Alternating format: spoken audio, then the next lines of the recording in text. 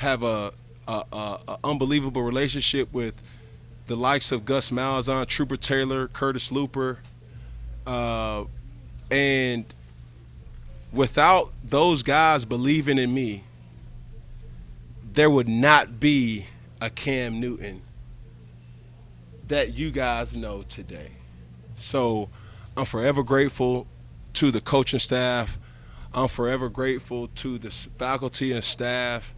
But most of all, I'm forever grateful to Auburn University.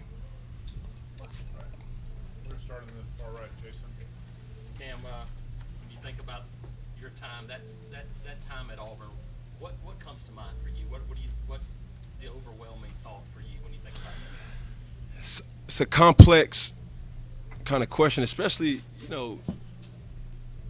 a person like it's a lot of new faces, but when I obviously look at you, you see me when I was in high school, and to kind of have covered me or to have known of me and to see me as a potential to, or what we would say a question mark, and now having a legacy of like an exclamation point, seeing individuals like yourself and seeing the figures that have been here for a long time, to see the ups, the downs, the hard times to root for Auburn, and then the joyous times to root for Auburn.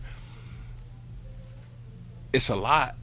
You know what I'm saying? Just to see former players, the Lee Zimbas, to see the Cody Burns, to see the Neil Cottles, to see so many other guys that just kind of rushed. So that season alone just wasn't just about winning. It was about believing in the unit. And I'm just so happy that we were able to bring Auburn a national championship, and we did it.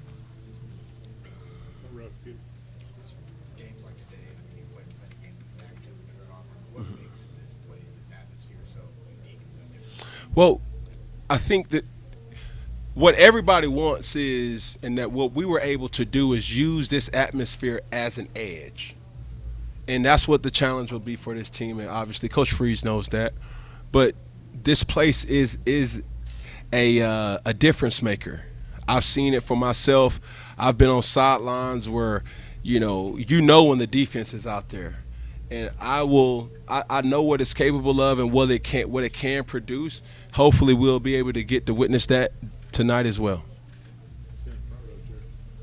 Cam, you talked about talking to Gene Chisholm. Just what are kind of those conversations like, nowadays, and what's some of the best advice he's giving you? Man, I don't know the best advice, but the best opportunity was when he called me into his office to let me know that I was a starting quarterback, and having the opportunity to watch the documentary and seeing it and seeing those memories kind of come back. There was so much grace, there was so much patience, there was so much discipline inserted that everything wasn't just a shot of adrenaline in the arm. There were times where there were cries, there was frustration, there was arguments, but nothing more important than staying steadfast to what the common goal was, and that's to bring something to Auburn that hasn't been for a long time. Stay in the front row, right? Go ahead. Did you have one? Yeah. Yep. Where does today, you've done everything you possibly can in football, where does today stack up with the rest of the achievements that you've had in your football career? That's pretty cool. And getting the jersey retired, honestly, I don't think I'm old enough to really appreciate it. But to have my children here, for them to kind of see like, oh, that's daddy. You know what I'm saying? And a lot of people, I've said no to a lot of opportunities because I wasn't able to bring them. Every man, every parent does what they do to be able to allow their children to see them of what they've accomplished. So when we're walking around campus and when you see certain faces of excitement and joy and praise, and you see your son and you see your daughter be able to witness that, it's like, yo, like y'all know him as Cam Newton. You know, some people Superman, Super Cam, but for them it's just like daddy. You know, and now it gives me a one up to be able to say, son, I done been here before. Baby, I know what discipline looks like. I didn't always do the right thing, but therefore I want you to be able to get what life can give you if you just commit to something. So. Second row. And we talk about 15 years ago you came to this place not thinking that you could do what you did, but knowing that you've been able to do that, rack up all these accolades, win all these records, shatter all these records. Now to come back with your family full forward, have this moment. If there was a phrase or a word that encapsulated just all the raw emotion right now. Every competitor can appreciate this, and it's not something that I read. It's not something that would require anything besides me wanting to be better than what was praised before me. When I came to Auburn, I had a simple idea. I want to be better than Bo Jackson. Simple, point blank, period. I wanted to be better than Bo. I knew how much respect that Bo Jackson garnered. I knew how much respect that Bo Jackson, you know, had while he was here. But there was something different that my challenge was. Did he win the house? Yeah, he won the house. Did he win football? Yeah, he won football games. But he didn't win a national championship.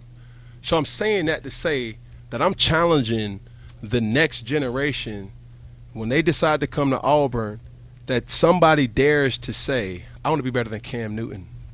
Yeah, he won a national championship. He didn't win two. Hello. You know what I'm saying? So that's just the phrase that when you first said it, you know, as a 21-year-old, you know, mind of a person that didn't necessarily know, but I just had an idea to say, I just want to be better than Bo Jackson. And me thinking it, but others understanding it, that's something that I can really appreciate. Front right, Julian. You kind of said it there in terms of be better than Bo, not just the accolades, national championship, but the respect, the person. For these future players, fans, for your kids there, what do you hope they see and take away when they see your name, think of your name? I'm not perfect. I'm a flawed individual, and the only thing that didn't make me different or didn't make me different, however, is I just didn't quit. You know, I had so many different people that come into my life that I would have been a fool not to learn from. Bo Jackson was an intricate person for me while I was here. Tim Jackson was an intricate person while I was here. Even along my journey, I'm reminded about Tim Tebow, right? His greatness. And, you know, when you get to a point where you kind of get a chance to just breathe and decompress, you look at the situation and you say, hey, I'm just a representation of a combination of a lot of things. And I just seized the moment with the opportunity that I had, right? And I don't believe in luck. I just don't. I just know that, you know, God put certain things on your heart and gives you opportunities, and it's going to be up to you to make the most of that opportunity. You don't get no do-overs when you're playing games like tonight. You don't get do-overs to say, oh, man, I'll catch you next time. Nah. It's either when that ball is in your hands to make a play, you have to make it. And I'm just lucky to be able to say that I made the plays when it needed to happen. We have far left. Cam, today obviously being the official jersey retirement, but you're still the last guy to wear two at Auburn. Like for the last 15 years, they've kept that jersey. What are your thoughts about that? Like how it's, you know, even though today's the big day, they've kept it as a special number that they haven't used since you left here. Yeah, that don't mean a lot of people haven't asked me, right? It was a joke, but yeah, I don't know. I appreciate that. I look back at it and he'll appreciate this. Aaron Savage was also, you know, my lady asked me last night. She was like, yeah, I was looking at the documentary and I seen somebody else on the defensive side that had number 2 too. I was like, yep, see, you paying attention, you locked in. I like where you at, you focused. But Aaron Savage, you know, he and I kind of shared the jersey. He unfortunately went down with an injury that year. So I took the helm, and we had our banter as he was recovering, where he would say, "What's up, two?" and I would reply, "Hey, what's up, two?" and I guess nobody else would wear two after us. So yeah. Stay left. Cam, what do you remember just about facing a Kirby Smart defense? Obviously, Auburn's got a challenge tonight facing a Kirby Smart defense. Yeah. Just what do you remember about that game? Well, Kirby was in Alabama,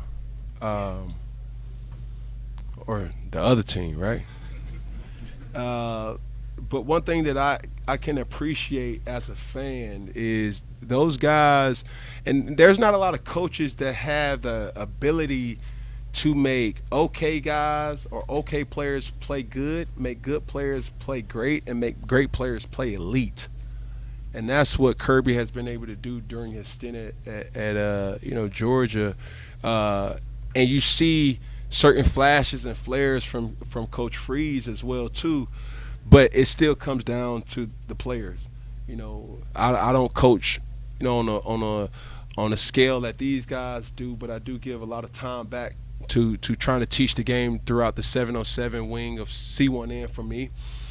And you can have the best scheme, you can incorporate or implement as much as you think that your team can allow, but it inevitably comes down to the players making the play and taking it personal for their style of play.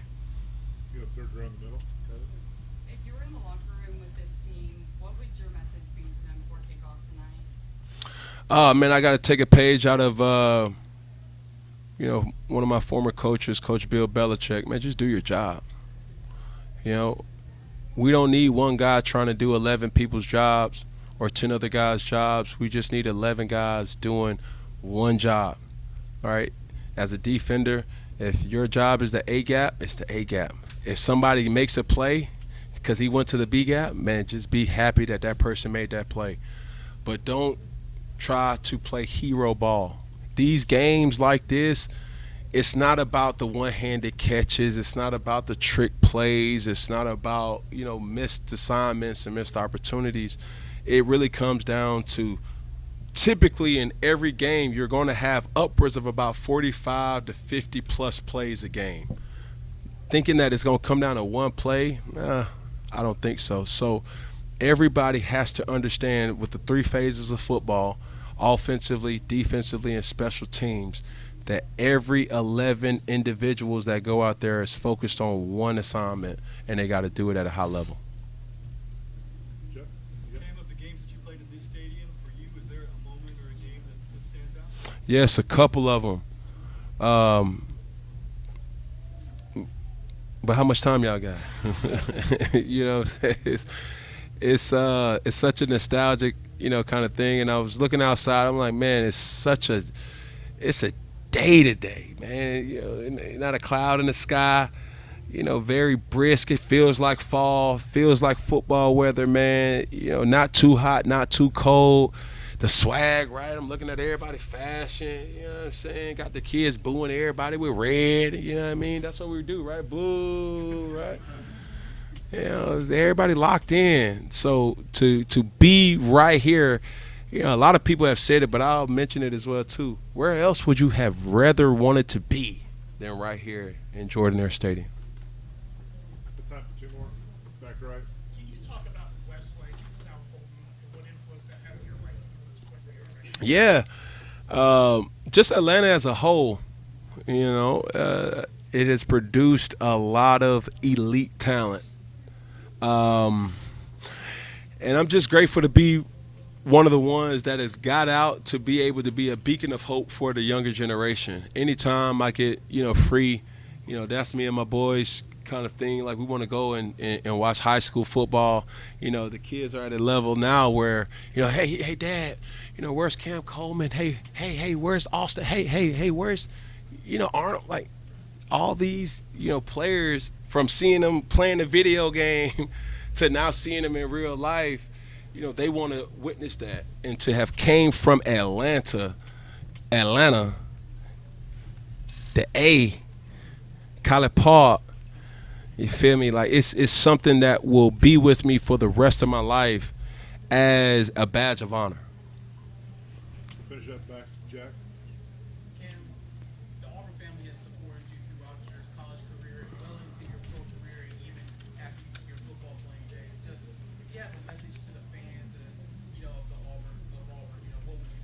Yeah. Thank you. Thank you. There were times where I didn't even know the magnitude of my impact.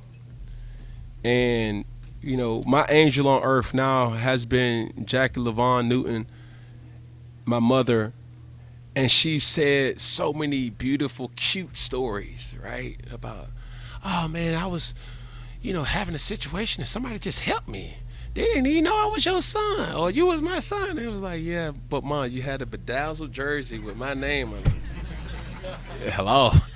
Uh, but yeah, there were so many different things that makes this beautiful community of Auburn something that always will feel like home.